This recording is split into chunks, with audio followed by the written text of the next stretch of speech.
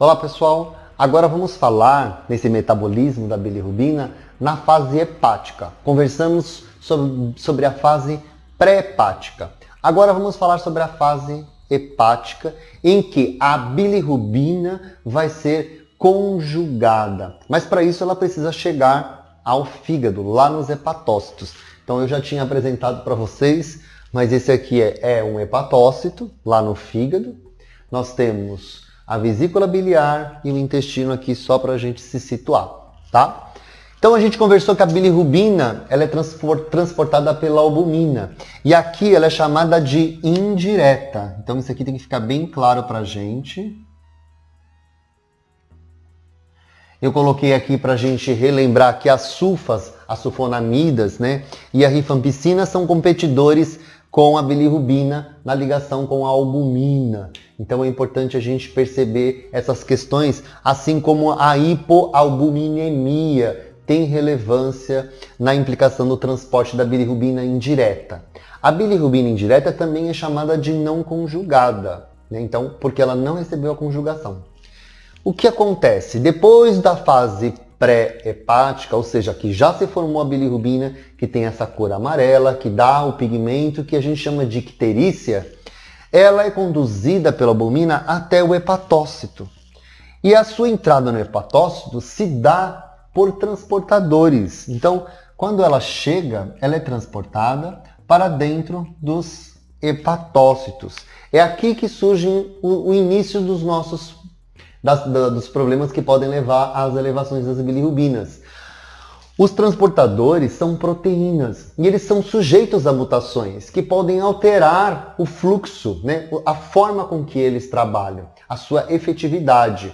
E é por isso que a gente agora fala dos problemas de captação, conjugação e excreção. Então aqui nós temos 3 situações que fazem parte da fase hepática. Na anterior era pré-hepática. E depois a gente tem na fase pós-hepática, que são relacionadas ao fluxo biliar prejudicado. Agora na fase hepática, a gente vai ter problemas na captação e recaptação, na conjugação ou na excreção reduzida da bilirrubina. Então vamos lá. A bilirrubina, uma vez que ela é carreada pela albumina, ela chega no hepatócito, ela entra dentro do hepatócito, aqui, bilirrubina. Lembrando que ela é uma bilirrubina indireta, não conjugada, né? Então vou escrever aqui indireta, tá? A bilirrubina, agora, dentro do hepatócito, ela vai seguir para uma organela muito importante nesse processo. Lá no retículo endoplasmático liso, nós temos uma enzima chamada UGT, que é a UDP, uridina de fosfato, UDP, uridina de fosfato, glucuronosil transferase. Essa enzima tem a capacidade de fazer a conjugação, então ela trabalha na biotransformação de xenobióticos e de moléculas endógenas também, adicionando um ácido glicurônico, que é um aminoácido. Então ela tem essa propriedade. Lembrando que o retículo endoplasmático, ele tem um papel muito importante na detoxificação, na biotransformação de xenobióticos, das drogas. Porque através dos citocromos de outras proteínas, ele tem outros processos químicos em que ele altera, biotransforma as moléculas, tornando-as mais solúveis, permitindo com que elas percam também a sua efetividade. Então os citocromos são importantes nesse processo de biotransformação de fármacos. Aqui a bilirrubina, uma molécula endógena, ela vai sofrer também uma biotransformação pela uridina de fosfato glucuronosil transferase, a UGT. Esse processo acontece mediado internamente no retículo endoplasmático e depois é exteriorizado. Então o que a gente tem? A entrada da bilirrubina indireta, né? E depois a sua saída, sendo que o processo realizado aqui de adição do ácido glicurônico acontece no retículo endoplasmático. E aqui ela é transformada em bilirrubina. Vamos colocar de outra cor. Vamos fazer assim, bilirrubina. Espera aí. com a adição dos ácidos glicurônicos, né? 2 ácidos glicurônicos. Então, olha que interessante. A adição desse ácido glicurônico tornou a bilirrubina indireta agora solúvel e passível de ser excretada, né? E ela vai seguir esse caminho dali para frente. Então, nesse processo de biotransformação, com a adição do ácido glicurônico, a bilirrubina, que era chamada de indireta, passa a se chamar de bilirrubina direta, né?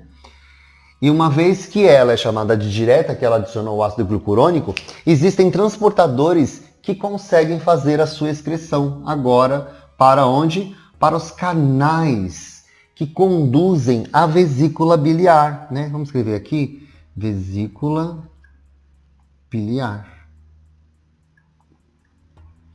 Então, na vesícula biliar, a bilirrubina conjugada fica armazenada e depois cai no intestino. Aí aqui já é a fase pós-hepática, que vai ser a conversa do outro vídeo. Então, nesse vídeo, o que a gente quer abordar, né? O que a gente precisa abordar?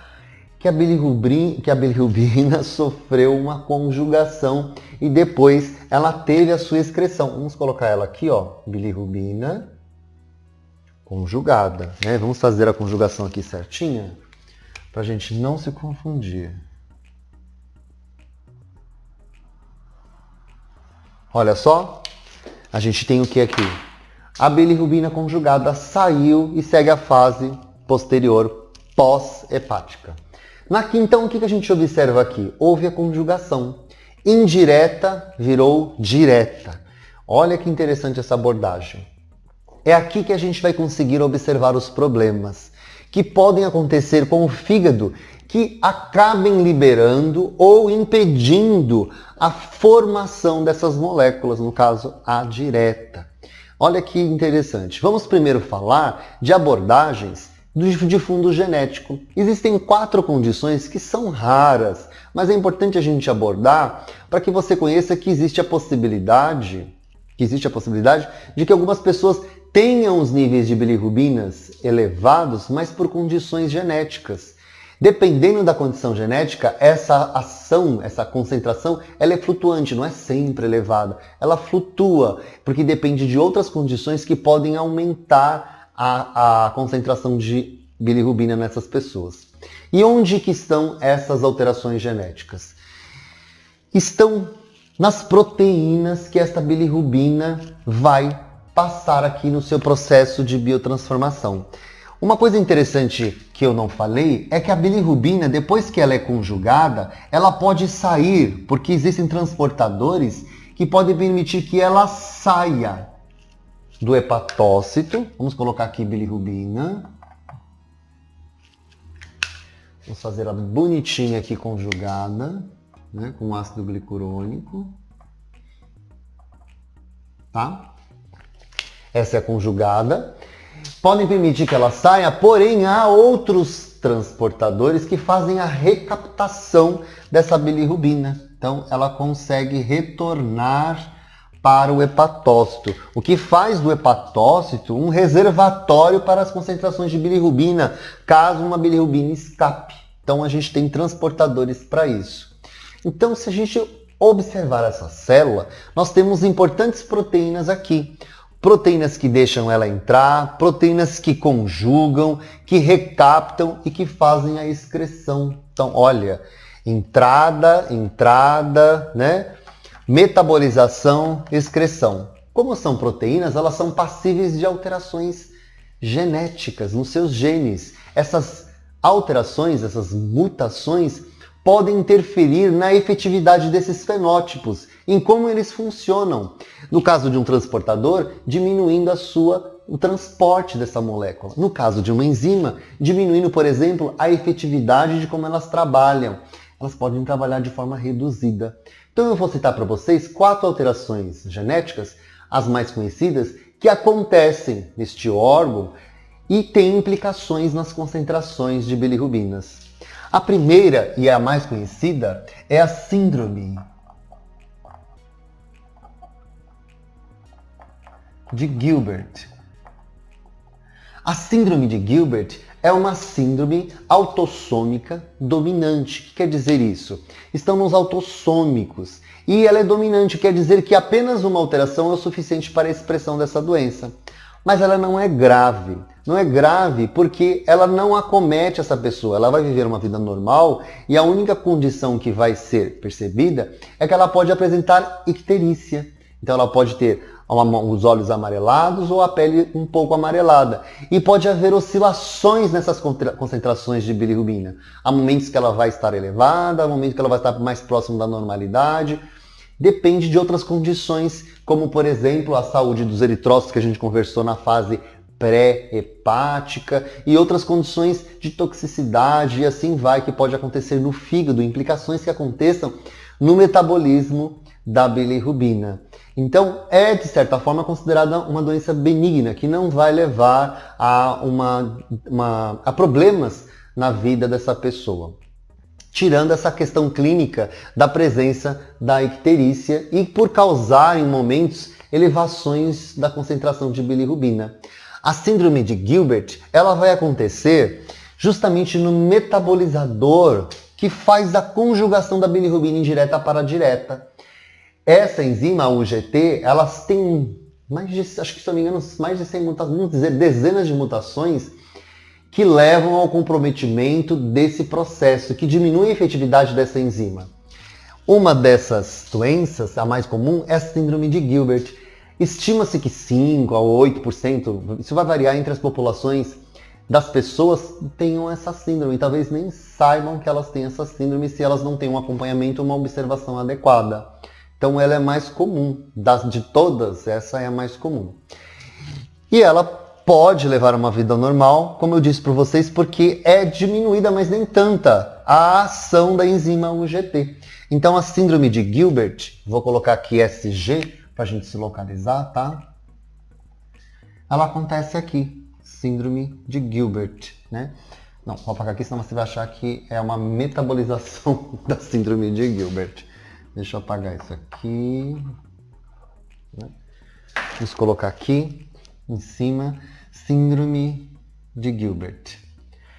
Porém, não existe só essa. Como eu disse, existem dezenas de mutações que acontecem aqui. Uma segunda mais importante que também acontece no mesmo gene que codifica esse fenótipo é a síndrome de Crigler-Najjar. Nossa, até fugiu o nome, são tantos nomes. Crigler-Najjar. Que eu vou colocar aqui de CN, tá? Também acontece aqui. Crigler-Najjar. Síndrome de Gilbert e a síndrome de Crigler-Najjar. Essa síndrome também acontece na UGT, nessa proteína que faz a adição do ácido glicurônico e faz a conjugação. Essa síndrome, dependendo das mutações que acontecem ali, existem dois tipos que são classificadas, a do tipo 1 e a do tipo 2.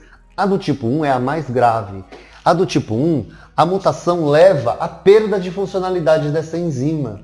Então, ela praticamente não tem atividade. Isso é muito grave, porque é a doença mais grave nesse caso.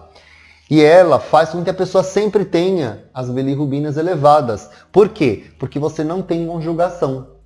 Essa doença a pessoa pode viver, mas ela pode ter uma consequência grave logo ao nascimento, que a gente conversa depois lá na fase pós-hepática. Porque as crianças vão ter um grande problema, os recém-nascidos, com a elevação da bilirrubina, porque ela é neurotóxica. Olha que interessante. E justamente nesse desenvolvimento, né, após o nascimento, pode causar sequelas irreversíveis. Mas isso é na fase pós-hepática. Então a gente tem a síndrome de Gilbert e a de Crigler-Najjar. Essas duas síndromes, elas acontecem na enzima que faz a conjugação. E dessa forma, que tipo de bilirrubina a gente acha que na verdade a gente vai encontrar alterada? A direta ou a indireta? Bom, se a enzima não funciona bem, ela não faz a conjugação. Então nós temos a elevação de bilirrubinas indiretas. Olha que interessante. Essas duas síndromes vão fazer com que no exame bioquímico a bilirrubina indireta esteja elevada, fora do normal. Mas há uma diferença genética, como eu disse a vocês também. A de Gilbert, ela é uma dominante, é uma doença autossômica dominante. Já a de Crigler-Najjar, ela é recessiva, então é necessário que a pessoa herede da mãe e do pai os dois genes alterados. Isso já é muito mais raro. Para se ter uma ideia, acontece em 1 em 1 milhão esse tipo de acometimento, o que já não acontece com a de Gilbert. Como eu disse a vocês, há uma porcentagem aí considerável de pessoas com a síndrome. Então, essas duas síndromes, elas têm essa particularidade, sendo que a de Najjar tem do tipo 1, que eu conversei com vocês, em que a efetividade dessa enzima é totalmente reduzida. E nós temos a do tipo 2. A do tipo 2, ela já tem uma certa efetividade, ela funciona, não tão bem, mas ela funciona. E ela atua como atua de Gilbert neste caso, tendo oscilações, picos próximos da normalidade e vai depender de outras condições que podem favorecer ou não o aumento de bilirrubinas. Então, olha só, aqui a gente tem a doença do tipo 1, a mais complicada e mais grave, né? E aí a gente pode já falar de algumas questões que implicam até no tratamento. Eu já vou falando, que é o seguinte. A do tipo 1 e a do tipo 2 até existem tratamentos, que é o seguinte. E aí também tem uma questão de como diferenciar uma da outra. Um aspecto é o genético, se fizer uma análise genética. O segundo aspecto é o seguinte. Não há uma perda de efetividade em sua funcionalidade nessas mutações? Então a gente pode fazer o uso de um indutor dessa enzima. E para isso a gente pode utilizar o fenobarbital. Olha só, um anticonvulsivante. O uso do fenobarbital, olha aqui, ó, fenobarbital. Ele é utilizado como indutor na funcionalidade dessa enzima. E com isso a gente pode diminuir na Crigler-Najjar do tipo 2, de 30% a 40% os níveis de bilirrubinas, o quê? Indiretas. Então a gente consegue fazer isso. Não utilizamos o fenobarbital do tipo 1, porque essa enzima já não funciona, então não tem sentido fazer a utilização desse indutor da enzima UGT. O que é utilizado aqui é outro processo de tratamento, que pode até ser utilizado na síndrome de Gilbert, principalmente no nascimento, que é a fototerapia. Olha que interessante. A fototerapia é a incisão de luz numa frequência de onda específico, porque a bilirrubina, além de ter um pigmento amarelo, ela é fotossensível. Ela se degrada, ela sofre fotólise. Ela se degrada e assim ela perde a sua neurotoxicidade e o pigmento diminui a icterícia, diminui a hiperbilirrubinemia. Então a gente tem essa resolução pela fototerapia para do tipo 1 e podemos usar até para a síndrome de Gilbert, dependendo da situação da pessoa, mas aí mais na fase quando é um recém-nascido para de Gilbert. No caso do tipo 1, a concentração vai ser maior porque a enzima não funciona praticamente nada, né? Então a gente tem esse tipo de condição. Mas existem mais duas outras condições. E lembrando que essas duas aqui, a gente tem a alteração da bilirrubina indireta. Nós temos também a síndrome de Rotor. Olha que nome. Síndrome de Rotor. E temos também a síndrome, deixa eu apagar aqui, um minutinho.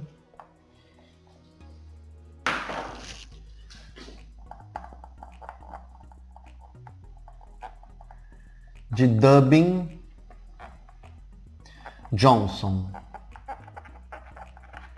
Então, essas duas síndromes, elas também são autossômicas e recessíveis, são raras essas síndromes. E elas atuam justamente agora em transportadores.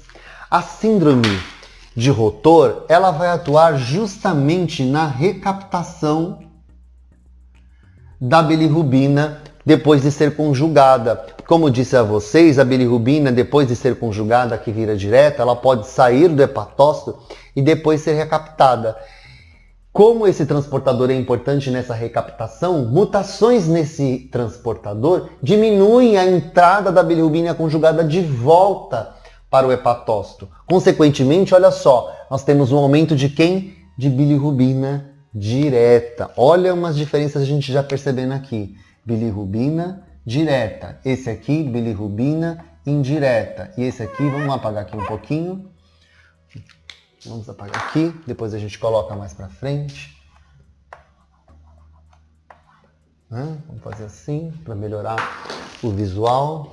Bilirrubina indireta. Bilirrubina indireta. Essas duas aqui são indiretas, né? São do mesmo. Então, bilirrubina indireta, indireta. Aqui nós temos a direta, porque ela sofreu conjugação e não foi recaptada. Então, nós temos uma outra condição genética aqui acontecendo. A quarta condição genética, que é a síndrome de Dubin-Johnson, ela acontece justamente no transportador que faz a excreção da bilirrubina para fora do hepatócito e que vai cair aqui justamente nos canais que levam para a vesícula biliar. Então, mutações nesse transportador vão diminuir a excreção de bilirrubina direta e, por conseguinte, ela vai acumular aqui e ela pode extravasar. Então, nós temos a elevação de quê? Bilirrubina direta. Também é uma doença rara, autossômica recessiva, mas difícil de acontecer.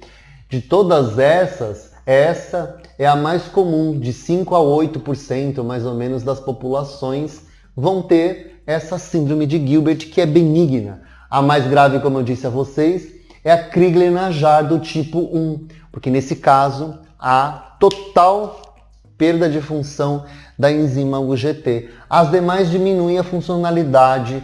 Nós podemos também ter, embora não tenha mencionado, mutações na entrada, né, na captação da bilirrubina indireta, mas isso também é muito raro, né? São situações raras e algumas mais comuns, como a síndrome de Gilbert. Essas 4 síndromes genéticas, né, observem que 2 são de bilirrubina indireta, elevação, e nessas 2, de Rotor e Dubin-Johnson, há o aumento da bilirrubina direta, né? Então, aumento de indireta para uma e direta para outra. Aqui, então, na fase hepática, a gente percebe que existem mutações que podem levar a essa alteração. A fototerapia também pode ser utilizada no tipo 2, principalmente quando for criança, porque há uma necessidade, assim como a de Gilbert. Vocês vão ver num vídeo que eu vou deixar à frente para vocês, fototerapia em crianças, porque isso ajuda na fotólise, na degradação da bilirrubina. Essas são condições que acabam elevando bilirrubinas na corrente sanguínea, que são percebidas pelos exames laboratoriais. Mas são condições genéticas. Existem outras condições que podem acometer o hepatócito, a célula em si. Aqui a gente viu do metabolismo da bilirrubina, condições genéticas que atuam no trânsito, na cinética do metabolismo da bilirrubina e na própria ação da conjugação. Mas existem outras condições, como as hepatites. As hepatites virais, do tipo hepatite C, B, A, depende do tipo do vírus, ele acomete, porque ele tem o seu ciclo replicativo dentro dos hepatócitos. E a gente há a lesão nessas células. Com a lesão das células, essas bilirrubinas saem e caem na corrente sanguínea, porque aqui, como eu disse a vocês, é a concentração de toda a bilirrubina que acontece e é produzida lá na fase pré-hepática. Toda a bilirrubina vem ser captada e metabolizada aqui dentro do hepatócito. Então, as hepatites virais, o abuso do álcool, hepatite por uso de drogas, né, o tratamento. Então, existem hepatites medicamentosas. Então, neoplasias, acometimentos que podem danificar o fígado. Qualquer uma dessas condições levam ao aumento da presença de bilirrubinas na corrente sanguínea, e isso é detectado por exames laboratoriais. Vale lembrar que, assim como nós temos os indutores da UGT, como o fenobarbital, E ele se torna um diferencial aqui, por exemplo. Como que eu diferencio a síndrome de Gilbert da de Crigler-Najjar? Pelo uso do fenobarbital, na de Crigler-Najjar, do tipo 2, você vai ter uma redução de mais ou menos de 30 a 40% de bilirrubina. Na de Gilbert, praticamente volta ao normal. Então, olha só, o fenobarbital ele é mais efetivo para a síndrome de Gilbert do que para a de Crigler-Najjar. Olha que interessante. Enquanto nós temos drogas que são indutoras, a gente tem que pensar que existem drogas que são inibidoras. Então existem antineoplásicos, por exemplo, que podem inibir a ação dessa enzima. E se nós inibirmos a ação dessa enzima, que tipo de bilirrubina pode se elevar? A indireta, porque se ela não está trabalhando, essa bilirrubina não está em conjugação, não sofre a conjugação. Então perceba o seguinte, na fase hepática, qualquer condição que atrapalhe o metabolismo e o trânsito da bilirrubina, ou mesmo a destruição do hepatócito, vai aumentar as bilirrubinas. Guarde isso. Condições que atrapalhem o trânsito, a cinética do metabolismo ou o próprio metabolismo da bilirrubina, assim como a integridade do hepatócito, vão refletir nos níveis de bilirrubinas. E aí pode ser a bilirrubina indireta ou a direta ou ambas, dependendo da situação. Então grave que a fase hepática é a fase em que a gente tem a cinética, a metabolização e integridade da célula. Gravem isso. E que qualquer interferente aí vai implicar nesses níveis. Tá certo? Então aguardo vocês no próximo vídeo para a gente conversar agora da fase pós-hepática. Tudo bem?